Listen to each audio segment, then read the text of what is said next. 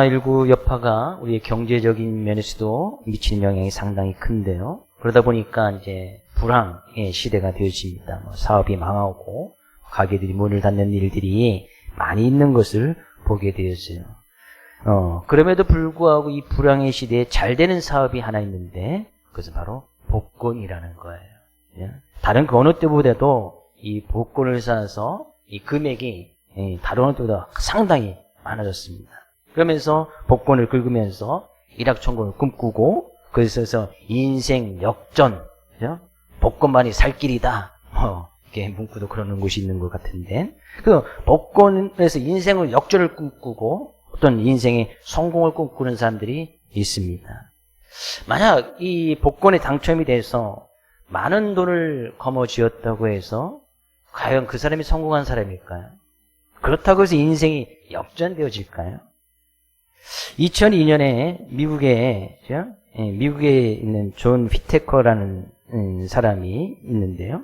이 사람이 이제 힘들고 어려움에도 이제 어느 정도 이제 자수성가해서 한 100명이 넘는 직원, 상하수도관 건설업자인데 100명이 넘는 직원을 두는 사람이 있었습니다. 근데 이 사람이 2002년에 크리스마스 전에 복권을 하나 샀는데 이것이 우연찮게 당첨이 된 거예요. 그 금액이 무려 3억 1,500만 달러. 3억 원이 아니고, 근데 달러니까 우리나라도 지금 한 사람은 한 3억, 한 3,600억 정도 되는 큰 금액이에요. 우리나라에서 이런 복권이 없지요? 근데 미국에는 그런 복권이 있습니다. 근데 3,600억. 계산이 안 되죠?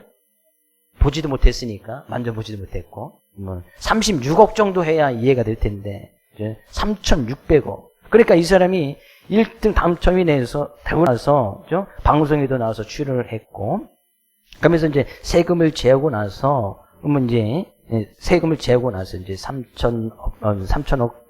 3천억 정도의 금액을 받은 거예요.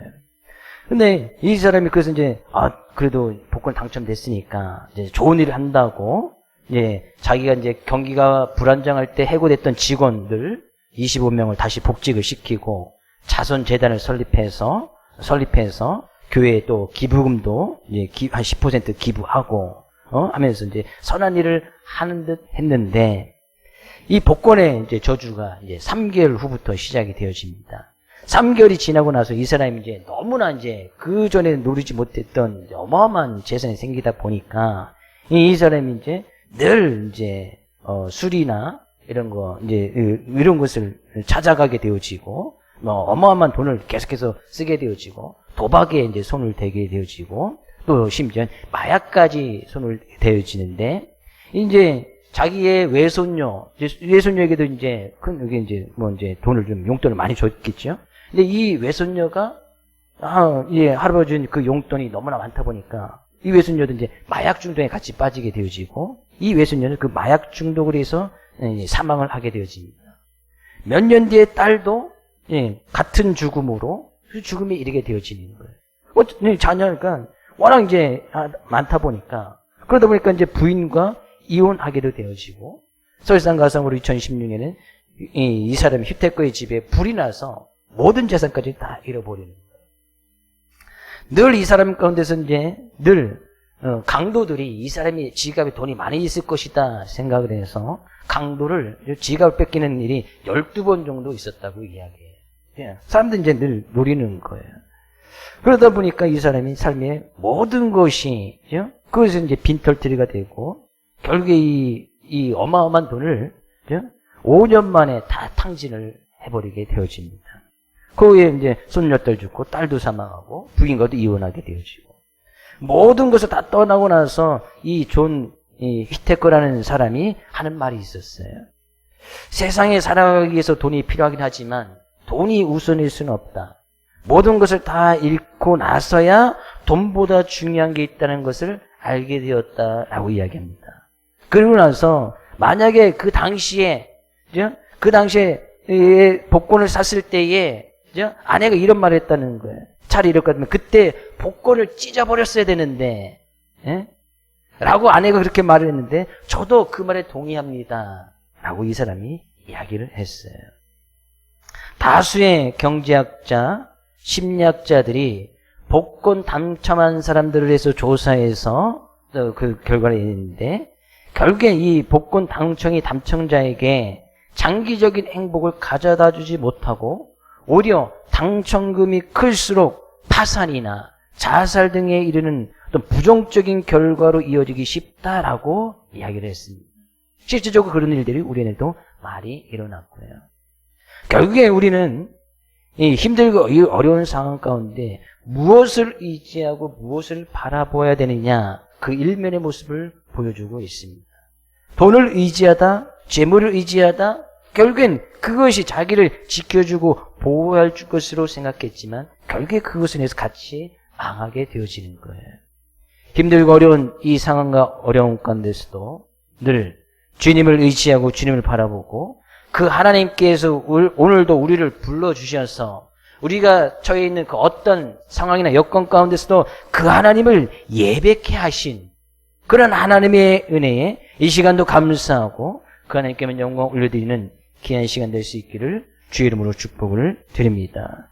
오늘 본 말씀을 통해서도 우리가 삶의 모습 가운데 어떤 삶의 모습으로 살아가야 되는지, 이 힘들고 어려운 상황 어떤 삶의 모습으로 살아가야 되는지 그것을 이야기를 하고 있습니다. 먼저 이 본 말씀을 나누기 전에 이 갈라디아 교회는 이제 바울 사도가 세운 교회 가운데 하나인데, 꼭 복음이 들어가면, 바울 사도가 들어가서 교회를 세우고 복음이 들어가면 반드시 거기는 또 다른 사상, 다른 가르침, 이단 사상들, 거짓 교사들이 들어가서 항상 교회를 와해시키거나 복음대로 살지 못하도록 하는 그런 이단 사상들이 항상 있었습니다. 특히나 갈라디아 지역에서는 더 많은 그런 일이 일어났다는 거예요. 그래서 갈라디아 전체를 보면 참 우리가 믿음을 잘 지켜야 되고 그 믿음이 무엇인지를 잘 이야기를 하고 있습니다. 근데 그런 가운데 이 갈라디아 교회에 여전히 그런 이단 사상이 들어와서 특히나 그들에게 할례를 받아야 구원이 있다, 율법을 지켜야 구원이 있다라고 가르치는 그런 사람들이 있는 거예요. 할례를 안 받으면 구원이 없는 거예요. 그런 말이 어디 있습니까? 네, 그러다 보니까 교회 안에 이제 혼란스러움이 생기고, 그래서 이제 또 당파가 지어지고 서로 이제 분쟁하고 싸움하는 일이 일어나게 되어진 거예요. 그러다 보니까 바울 사도가 권면하기를 6절 말씀, 가르침을 받는 자는 말씀을 가르치는 자와 모든 좋은 것을 함께하라. 그래서 이제 말씀을 가르치는 자는 당시에도 이제 복음을 증가하면서 다니는 많은 사역자들이 있었고, 갈라디아 지역에서도 그런 복음의 사역자들이, 바울사도의 제자들이 가서 이제 복음을 증가하면서 나가고 있었단 말이죠. 근데 가르침을 받는 교회 성도들이 그 가르침을 받지 않으려고 하는 거예요. 혼란스럽네. 거기 큰 분쟁이 있고 어려움이 있었던 것을 보게 되었지. 그러니까 목회자와 성도들 간에, 성도와 성도들 간에 어떤 이 분쟁이 생기고 다툼이 생기고, 사단은 그것을 통해서 교회를 와해시키려고 하는데, 그래서 이제 여러 가지 어려움이 있는 것을 보게 되어져요. 그래서 바울 사도가 먼저 권면하는 것이 뭐예요? 가르침을 받는 자는 말씀을 가르치는 모든 좋은 것을 함께하라. 좋은 것을 함께할 수 있는 그런 관계가 유지되어져야 되는데, 그런 관계가 유지되지 못하는 거예요. 서로 미워하고 시기하고, 성도들 간에도 서로 이 좋은 관계를 유지해서 좋은 것을 함께 나누고, 그죠? 복음의 은혜를 나누고, 또 말씀에 따라 살아가서 받은 그 은혜를 나누고, 주님께서 주신 그 복을 나누면서 함께하면서 살아갈 것인데, 그러지 못한 부분들이 있었단 말이죠. 그 관계를 깨버리는 거예요. 먼저 주의 이름으로 축복을 드립니다. 성도들 간에, 그죠? 목회자와 성도들 간에 좋은 관계가 항상 유지될 수 있기를 주의 이름으로 축복을 드립니다. 그죠? 좋은 것. 그래서 좋은 것은 갈라디아서가 바울 사도가 이야기를 앞부분에서 이 믿음을 통해서 얻어지는 놀라운 하나님의 은혜를 이야기하고 있거든요. 그러니까 그 믿음을 지키면서 그들이 얻었던 믿음이라는 게 바로 이런 것이구나. 거기서 얻어지는 하나님 놀라운 복을 함께 막 나누는 거예요. 복음의 은혜를 나누고 구원의 은혜를 나누고 주님께서 주신 그 사랑의 모습을 통해서 그 사랑을 나누는 귀한 모습. 근데 잘못된 가르침은 그 관계를 깨어버린단 말이죠. 사단 마귀는 늘 이 성도들 간의 관계, 이 관계를 늘 깨어버리는 거예요. 가정 안의 부부의 관계, 부모와 자녀의 관계를 늘 깨어버리는 거예요. 좋은 것을 함께하지 못하도록 만들어버린단 말이죠. 성도님의 가정 가운데서도 분쟁이 없고 다툼이 없고 늘 좋은 관계를 유지하는 귀한 가정 될 수 있기를 주의 이름으로 축복을 드립니다. 서로 피차 싸우고 다툼하면 피차 멸망할까 조심하라. 바울사도는 그 이야기입니다. 그러면 같이 멸망하는 거. 같이 싸우다 보면 같이 멸망하는 거지. 너 죽고 나 죽자. 같이 죽자는 이야기죠. 같이 멸망하는 거예요. 부부관계도 마찬가지고 부모와 자녀의 관계도 마찬가지입니다. 근데 잘못된 가르침은 이단 사상은 계속해서 그 관계를 깨려고 한단 말이죠. 우리는 교회가 진정으로 교회다운 모습으로 서기 위해서 정말 하나님께서 이 코로나19를 통해서 진정한 교회다운 모습이 무엇인지 그 교회를 다시 회복하시기를 원하시는 것 같아요. 왜 교회가 이 시대에 이단보다도 못하다는 이야기를 왜 들어야 됩니까? 신천지보다도 못하다는 이야기를 교회가 듣고 있단 말이에요. 왜 그럴까요? 믿는 우리들에게는 그런 책임이 없을까요? 몇 교회만 그러서 그런 거겠지. 아니란 말이죠. 이 모습을 통해서 우리의 믿음의 모습을 한번 잘 생각해 볼 필요가 있단 말이에요.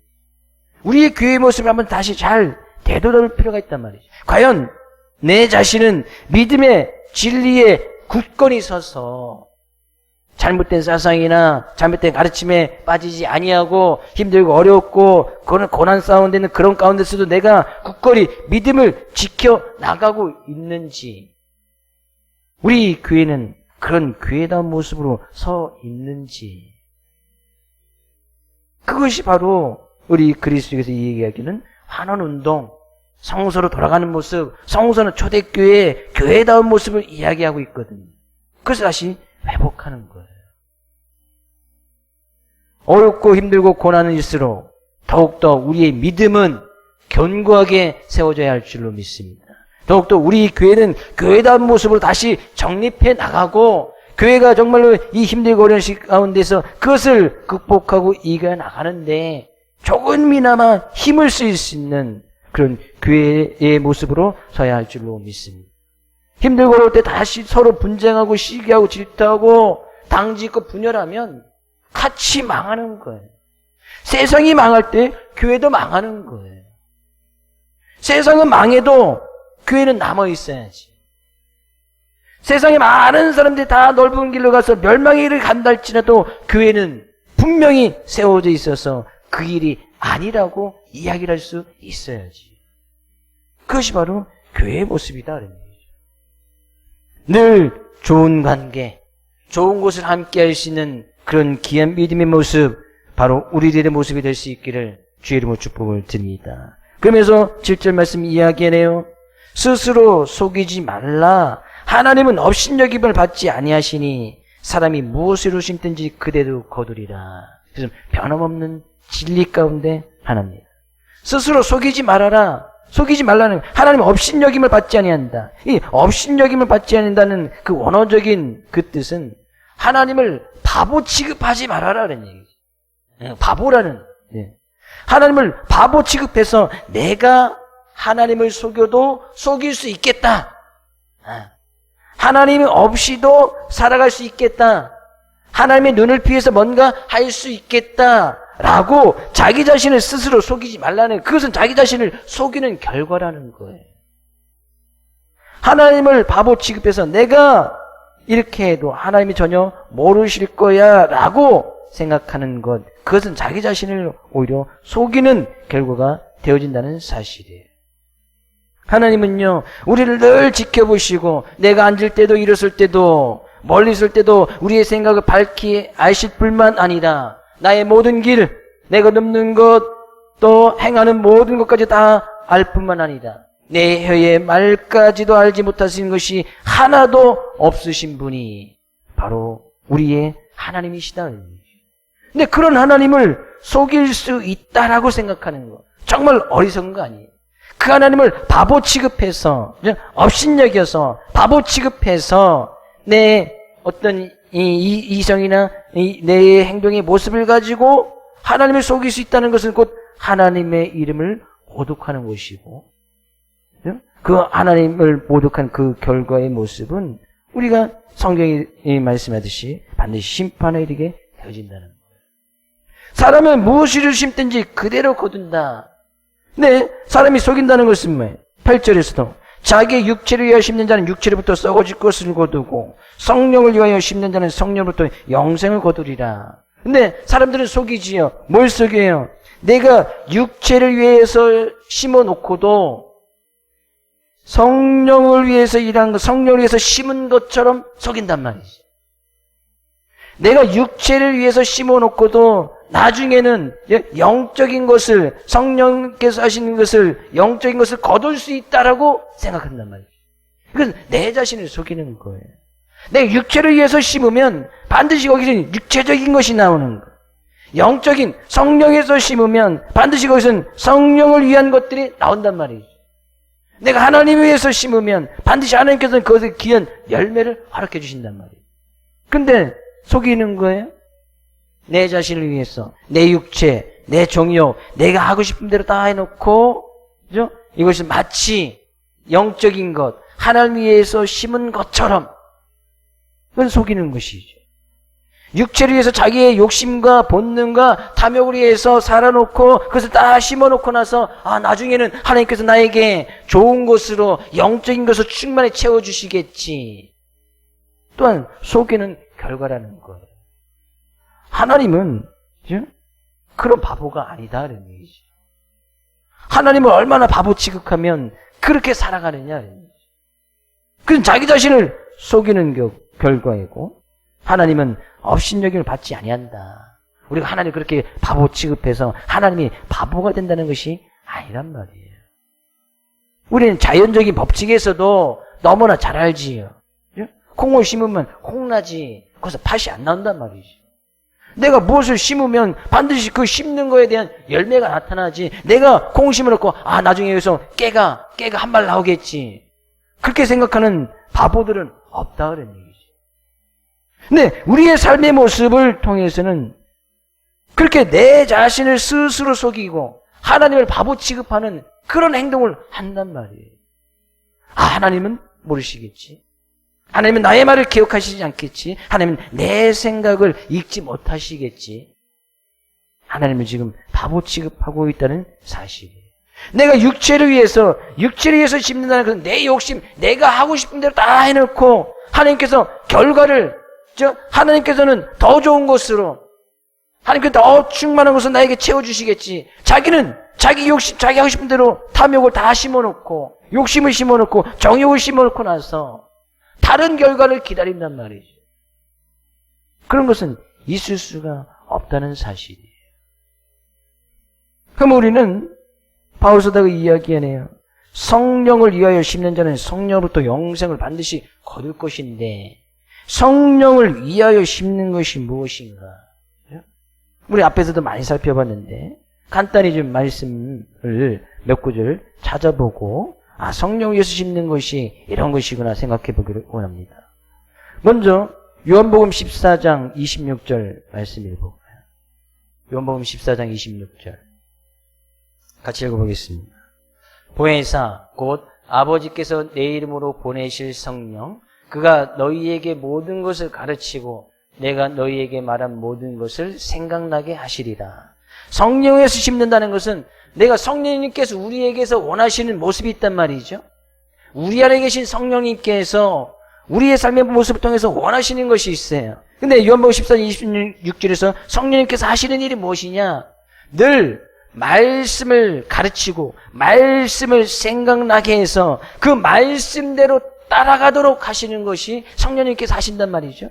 그러면 성령을 위해서 심는다는 것은 그 성령님께서 원하시는 그 말씀이 늘 생각하고 그 말씀을 늘 가르침을 받아서 그 말씀대로 살아가서 말씀의 귀한 열매를 맺는 것이 성령을 위해서 내가 심는 거예요.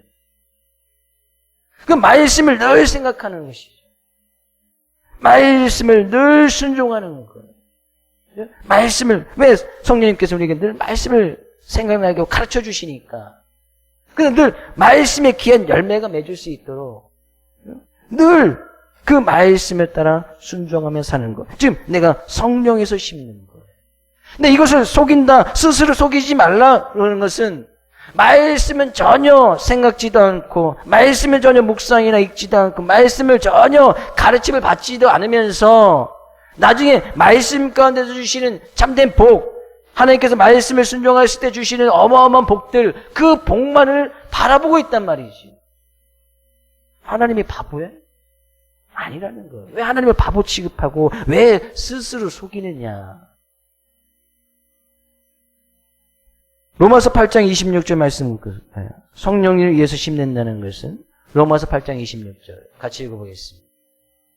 이와 같이 성령도 우리의 연약함을 도우시나니 우리는 마땅히 기도할 바를 알지 못하나 오직 성령이 말할 수 없는 탄식으로 우리를 위하여 친히 간구하시니라. 성령님께서는 우리 안에서 말할 수 없는 탄식으로 우리를 위해서 계속해서 탄식하시고 기도하고 계신다는 사실이에요.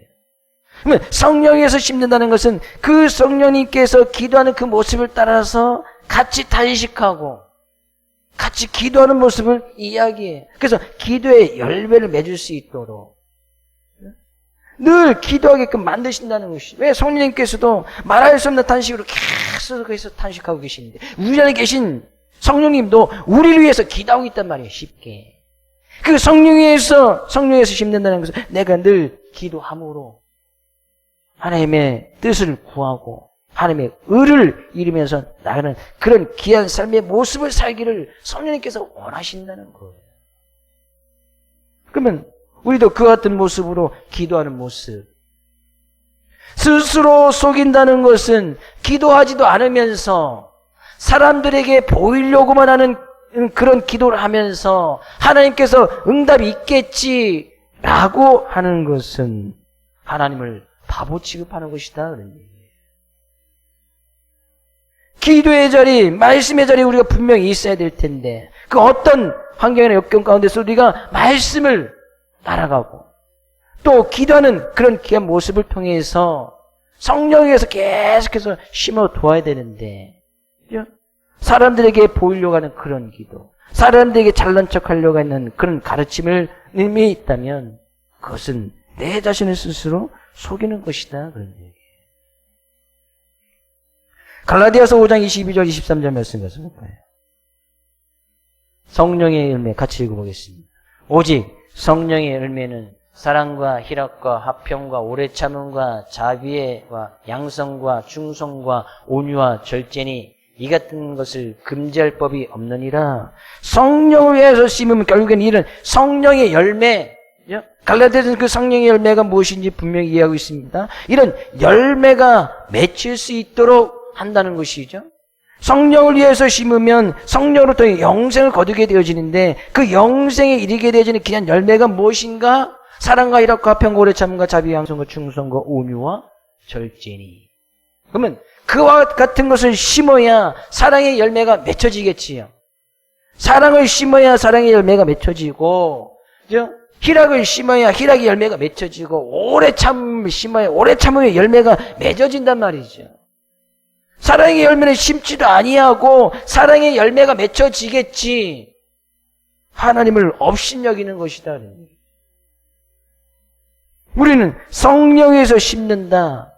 말씀을 심고 기도를 심고 성령의 열매, 그 열매의 씨앗을 심는 것. 이 성령의 열매는 우리가 익히 살펴봐서 알고 있을 것입니다. 사랑은 뭐예요? 사랑은 뭐죠? 오래 참고. 사랑 오래 참고부터 나와야지요. 그러면 오래 참아야지. 힘들고 어려워도 오래 참아야지. 우리가 당하고 있는 환경이나 처지가 하나님을 예비할 수 없는 그런 모습 가운데서도 우리의 삶의 모습에서 우리가 지금 어떤 환경 속에서 지금 하나님 앞에 서 있든지 그 예배의 모습은 잊지 말아야지. 오래 참아야지. 오래 참아야지. 견뎌야 된다는 사실이에요. 반드시 극복해야 된다는 사실이에요. 늘 성령을 위하여서 말씀, 기도, 성령의 열매의 씨앗을 늘 심을 수 있기를 주의 이름으로 축복을 드립니다. 그렇다는 것은 우리가 지금 살아가는 것은 과거 이전에 말씀을 내가 심어놓고 기도를 심어놓고 성령의 열매의 씨앗을 심어놓은 것을 지금 우리가 따먹으면서 살고 있는 거예요. 왜 꾸준함에 왜 능력이 있고 힘이 있느냐? 내가 지금 열심히 심어놓으면 자연적인 법칙은 올 봄에 심으면 가을 정도에는 추수하겠지요. 근데 이 성령의 열매, 말씀의 열매, 기도의 열매는 내가 올 초에 심었다고 해서 꼭 올 가을에 그것이 열매가 맺혀서 내가 그 열매를 따먹을 수 있는 것이 아니란 말이에요. 더 짧을 수도 있고 아니면 더 길 수도 있는 거예요. 그럼 내가 지금 살아가는 것은 과거 이전에, 작년에, 5년 전에, 10년 전에, 어떤 분은 20년 전에 내가 말씀을 심어놓고 기도를 심어놓고 성령의 열매의 씨앗을 뿌려놓아서 내가 지금 그것을 먹고 살아가는 거예요. 그렇다는 것은 지금도 우리는 뭐예요? 열심히 심어야지. 열심히 뿌려놔야 된단 말이에요. 열심히 계속 심어놔야 앞으로 1년 뒤에, 2년 뒤에, 5년 뒤에, 10년 뒤에, 20년 뒤에 그 열매를 우리가 먹고 따먹을 수 있단 말이에요. 근데 지금 안 심어놓으면 앞으로 먹을 것이 없는 거예요. 물론 과거에 심어놓은 곳에서 1년, 2년 정도는 먹을 수 있겠지. 그럼 그 이후에는 왜 성경에 계속해서 말씀과 기도가 중요한지 제가 말씀과 기도에서 너무나 지나치게 강조를 하잖아요. 왜 꾸준한 것이 힘이고 능력인지 꾸준히 심어놓으면 꾸준히 먹는 거예요. 근데 어느 때는 그냥 막 심어놓고 어떤 때는 안 심고 그러니까 많이 먹을 때는 좋았다가 나빠졌다, 좋아졌다, 나빠졌다. 그런 모습이 있을 수 있다는 거예요. 그래서 우리의 열매를, 우리가 심어놓은 곳에 열매를 먹게 하시는 그 하나님 앞에 계속해서 말씀을 심고 기도를 심고 성령의 열매의 씨앗을 계속해서 심어나갈 수 있는 우리 사랑하는 성도들 수 있기를 주의 이름으로 축복을 드립니다. 근데 정작 중요한 것은 9절 말씀 이야기를 해요. 9절 우리가 선을 행하되 낙심하지 말지니 포기하지 않으면 때가 이르매 거두리라. 좀 의아한 말씀이 있습니다. 선을 행하되 낙심하지 말지니 그렇다는 것은 선을 행하면 낙심할 수 있다는 거예요. 선을 행하지 아니하면 낙심하지 않는데 선을 행하는데 낙심이 와. 그러니까 선을 행하면서도 낙심하지 말라는 것이죠. 선을 행하면 낙심이 된다는 사실이에요. 선을 행하지 아니하면 낙심할 이유도 없는데 선을 행하면 낙심이 오니까 바울 사도가 권면하기를 선을 행하되 낙심하지 말고 포기하지 말고 계속해서 이 말씀, 기도, 성령의 열매의 씨앗을 계속해서 심어두면 때가 이르면 거둘 것이라는 것이죠. 그러면 우리 선이라는 것을 앞에 있는 성령을 위해서 심는 것을 갖다 빗대어서 이 선이라는 것에 집어넣고 우리가 생각해 본다면 말씀에 계속 행하되 낙심하지 말지니 말씀대로 살지 아니하면 낙심할 이유도 없어요. 그냥 내가 하고 싶은 대로 내 욕심대로 내가 하고 싶은 대로 자기 마음대로 살아가는데 뭐하러 낙심을 해. 내가 하고 싶은 대로 하는데 이건 내 잘못이구나 하고 하면 그만일 텐데 그죠? 말씀대로 그 말씀을 지켜 나가려고 하면 낙심이 되는 거예요. 왜 가서 예배는 드리느냐? 왜 가서 그냥 밤낮으로 그냥 기도를 하느냐? 왜 그냥 말씀대로 산다고 하면서 그리스도인이라고 하면서 교회 다닌다고 교회라고 하면서 왜 그러느냐? 자기들은 더 못 살면서 괜히 그리스도인 교회인이라는 그 이름을 때문에 뭐 이게 핀잔도 듣고 손가락질도 당하고 뭐 예배 드리는 것이 뭐 이렇게 뭐 잘못입니까? 예배 드리는 것이 마치 전염병을 번지는 것처럼 이 TV 토론에서도 그런 이야기를 하더라고요. TV 토론을 우연찮게 TV 틀다가 뭐 TV에서 JTBC 뭐 TV에서 그런 토론을 하는데 마치 교회가 전염병을 번지는 그런 짓처럼 막 토론을 몰아가는 거예요. 근데 그거에 대응해서 어떤 목사님이 이야기를 하는데 너무 이야기를 못 하는 거예요. 차라리 저를 나를 불러줬으면 그런 생각이 대답 좀 잘해주지. 예. 어떤 교회 대표로 나가서 어떤 목사님 나가 있는데 우린 예배를 생명처럼 여기는 것이 아니겠어요. 근데 그 생명을 지키기 위해서 예배를 드리는데 그것이 마치 잘못된 거죠. 그러니까 말씀대로 행하지 아니하면 욕먹을 일 없잖아요. 뭐 주일날 예배 안 드리면 그래도 욕할 이유도 없고. 근데 말씀대로 행하면 낙심이 되는 거예요. 사람들이 욕하죠. 손가락질하죠. 왜 그러냐 하죠. 기도를 행하되 낙심하지 말지니. 기도를 하는데 낙심이 돼요. 좀 기도 응답에 좀 하나님께서 좀 빨리 응답 좀 해주시고 빨리 지금 우리가 지금 이 코로나19에서 지금 몇 개월째 지금 기도하고 있으니 좀 빨리 좀 어떻게 좀 해주시든지 하나님께서 말씀해 주시든지 아니면 올 12월까지 아니면 내년 뭐 6월까지 이게 딱 말씀해 주셔서 뭐 어떻게 좀 해주시면 좋을 텐데 우리의 삶과 당하는 고난 어려움의 문제들 그거 가지고 기도하면 낙심이 돼. 기도조차 안 하면 낙심할 이유도 없잖아요. 뭐 기도 안 하는데 뭐 낙심하겠어요. 하나님께서 아무리 문을 두들겨도 응답이 없고 내 문제와 고난은 전혀 해결될 그런 기미도 보이지도 않고 그러니까 낙심이 되는 거예요. 성령의 열매를 심어 행하는데 낙심이 돼. 이 열매가 좀 빨리빨리 좀 오면 좋은데 오지 않는 거예요. 열매. 언제 열매를 따먹어. 언제 사랑의 열매, 희락의 열매, 나의 삶 가운데 뭐 희락, 기쁨 이런 거 찾아볼 수도 없는데 그러니까 낙심이 되는 거예요. 선을 행하되 낙심하지 말지니 포기하지 아니면 때가 이름에 거두리라. 포기하지 말라는. 그럼에도 불구하고 포기하지 말라는 거예요. 말씀을 읽고 묵상하고 말씀을 따라가는데 기도하는데 포기하지 말라는 거예요. 그 어떤 환경이나 어려움이나 우리가 정말 그렇게 할 수 없는 그런 환경이나 병이 있는다 할지라도 포기하지 말라는 거예요.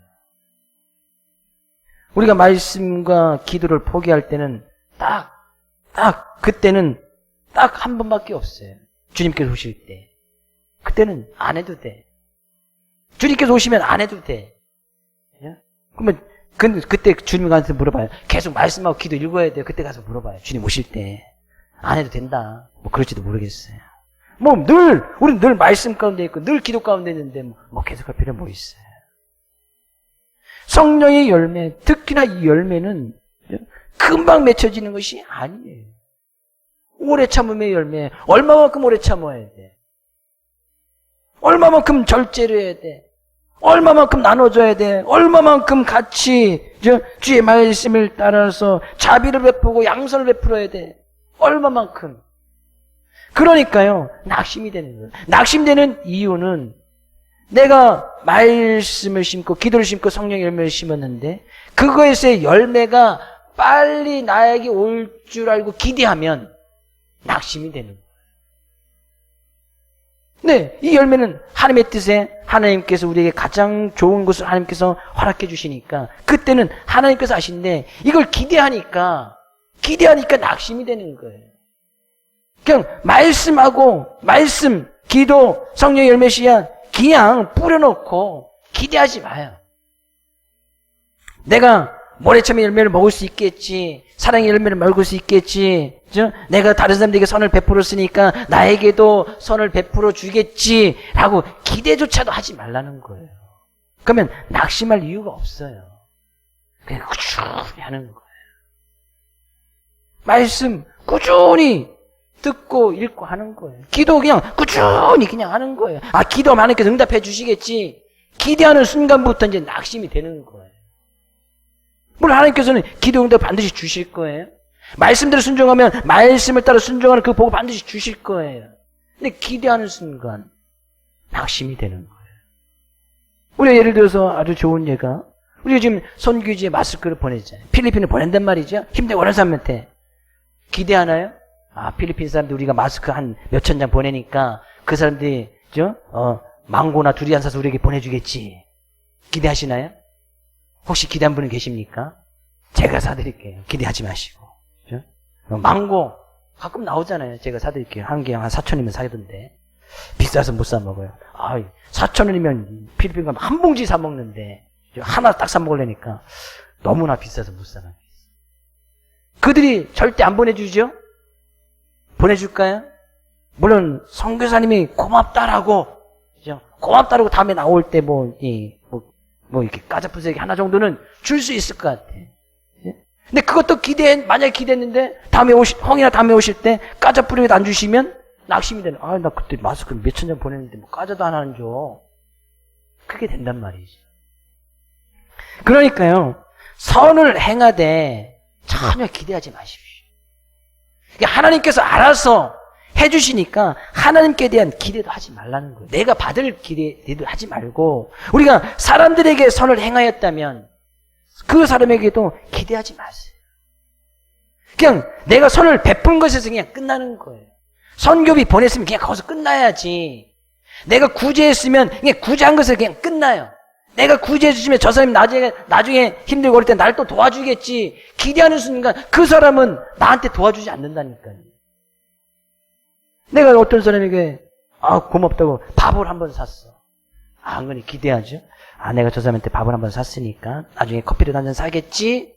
라고 기대하는 순간부터 이제 낙심이 되는 거예요. 내가 밥을 산 지 2번, 3번 샀는데 그래도 커피를 한번 사야지. 저 사람 참 그러네. 낙심이 되잖아요. 그러니까요, 선을 행할 때도 전혀 우리에게 어떤 도움이나 우리에게 갚지 못할 수 있는 더 힘들고 어려운 사람들에게 그냥 계속 흘려보내면 기대감도 없잖아요. 우리가 필리핀 사람한테 기대 안 하잖아요. 근데 옆집에 사는 사람에게, 성도에게 선을 베풀면 은근히 기대가 된단 말이죠. 내가 이번에 소고기 사줬으니까 다음에 삼겹살에다 사주겠지. 그럼 낙심이 되는 거예요. 왜? 그 선을 받은 사람들은 그것을 쉽게 잊어버리거든요. 사준 사람은 늘 잘 기억하고 있는데, 그죠? 얻어먹은 사람은 그것을 금방 잊어버려요. 그러니까 선을 행할 때 하나님으로부터 내가 선을 베푼 사람이 됐든지 간에 그것에 대해서 기대하지 말고, 그러면 낙심할 일이 없고, 포기하지 아니하면 꾸준히 계속 선교지에 흘려보내고, 힘들고 어려운 가정 때 계속 보내고, 성도들에게 계속 흘려보내고, 그죠? 그러다 보면 반드시 때가 이르면, 이거 분명히 하나님의 때를 이야기하겠지요. 반드시 거둘 날이 있다 그런 얘기죠. 오늘은 이 말씀 위치하여 10절에서 말씀하셨듯이 우리는 기회에 있는 대로, 기회가 되어지면 하나님께서 좀 물질을 허락해 주시면, 우리가 시간이 되면, 노력이 되면, 계속해서 기회 있는 대로 계속 착한 일, 선한 일, 말씀, 시간이 되면 말씀도 좀 말씀을 또 자표를 쓰신 분들도 제가 몇 명 있는 걸로, 몇 분이 계시는 걸로 알고 있는데, 시간이 되면 한번 또 써보기도 하고, 한번 읽었으면 올해는 한 이독하기도 한번 해보고, 기도 또 계속해서 하되, 낙심하지 아니하고 포기하지 아니하는 우리 귀한 성도님 될 수 있기를 주의 이름으로 축복을 드립니다. 이번 한 주간도 그런 은혜의 모습으로 주님만 나타내고 성령 위에서 계속해서 심어두고 낙심하지 아니하며 꾸준히 우리의 힘과 능력을 발휘할 수 있는 우리 사랑하는 모든 성도님 될 수 있기를 주의 이름으로 축복을 드립니다.